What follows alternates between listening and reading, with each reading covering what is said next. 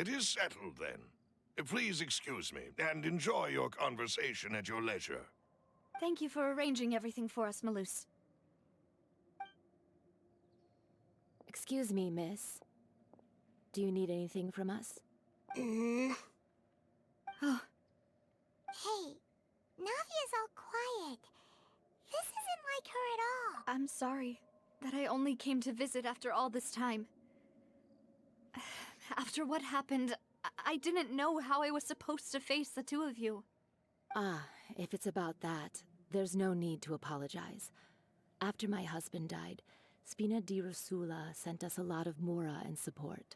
I understood your guilt and apology to be genuine. But aren't all of those things nothing compared to the loss of Jacques? I can understand the kind of pain that comes with losing a father so needlessly. You don't understand at all. I didn't know how to face you, because I didn't know what I could possibly bring as a consolation gift. I know only the full truth could bring closure to you. And to all of us. I'm sorry. I appreciate the sentiment, but you don't have to carry all that guilt. On the matter regarding my husband, my daughter and I have more or less found our answer already. Would you mind sharing it with me? I really can't believe that my father could ever bring himself to shoot Jacques. I always knew that my husband's money was earned through others' suffering. He told me countless times that if he could turn back the clock, he would never go into the synth business again. He had many regrets, and felt that he took the idea of providing for his family too literally. For the longest time, he thought Mora was everything. So when Mr. Callis came to him with a proposal, he accepted it almost immediately. He tried to be as careful as he could, but even so, he was still found out by the higher-ups. They found out about his betrayal? Papa didn't say that exactly, but Papa did tell me that I should never be ungrateful. Before he left that day, he told me that he had no choice. It was only later that I realized it was his final farewell to the two of us. I don't know that for sure, but you could say that's the conclusion I eventually came to. Which is why I'm the one who should feel guilty. Callis had always taken great care of us, both when he was still alive and after he passed away. Even if he fired the shot that killed my husband, it was likely in self-defense. It is impossible for me to hate him for what he had done. But Mama, why is Papa still the bad guy if he did the right thing? Papa always wanted to be a good man, so why did he have to do a bad thing in the end? Well, things aren't always as they seem. You still feel like your papa was a good man. Yeah, Papa was a really good man. The best in the whole world.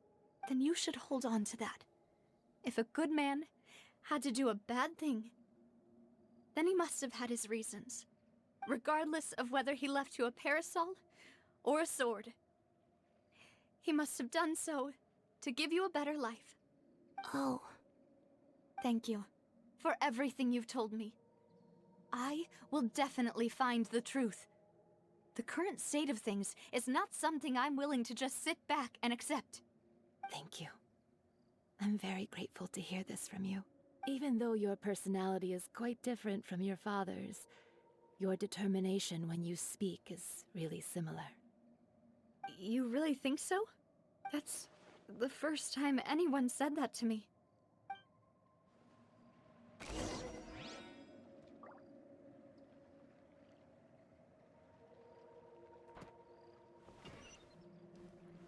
Are you okay, Navia? I'm fine. Don't worry. Let's investigate the 3 suspects next. Florent should be nearby, and we should be able to find Thierry and Uncle Marcel in the city. I'll get myself together on the way, so please don't worry.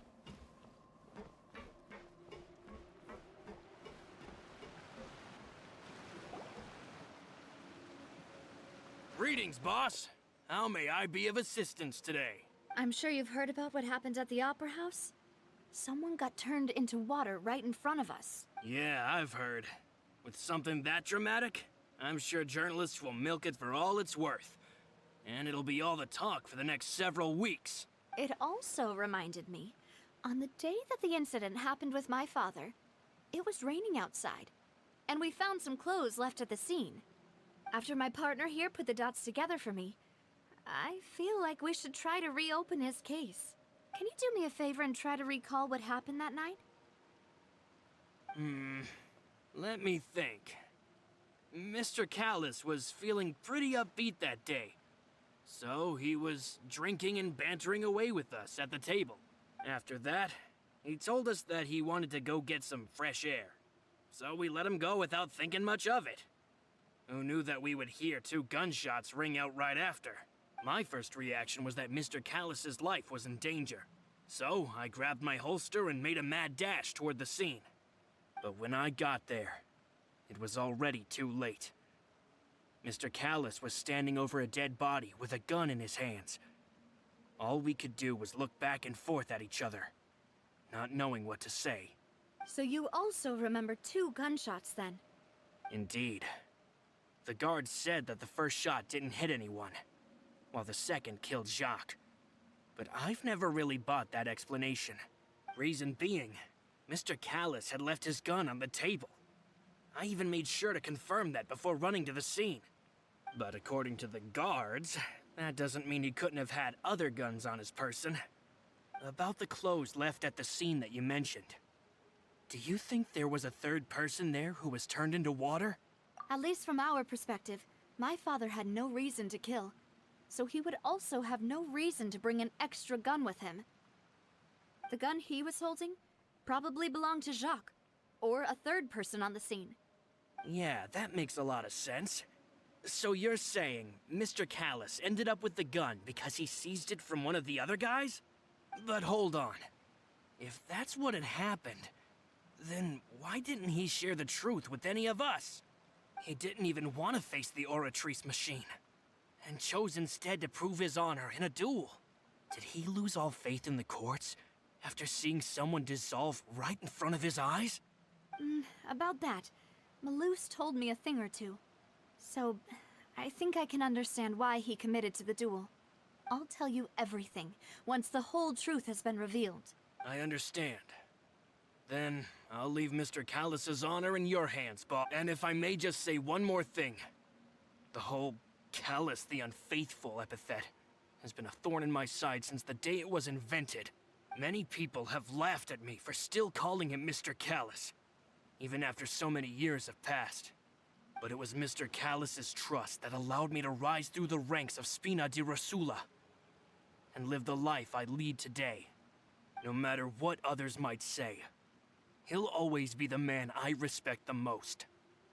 And he'll always be my boss. Don't worry. I will definitely find the truth. You and all our other comrades at the Spina deserve to know the truth as well.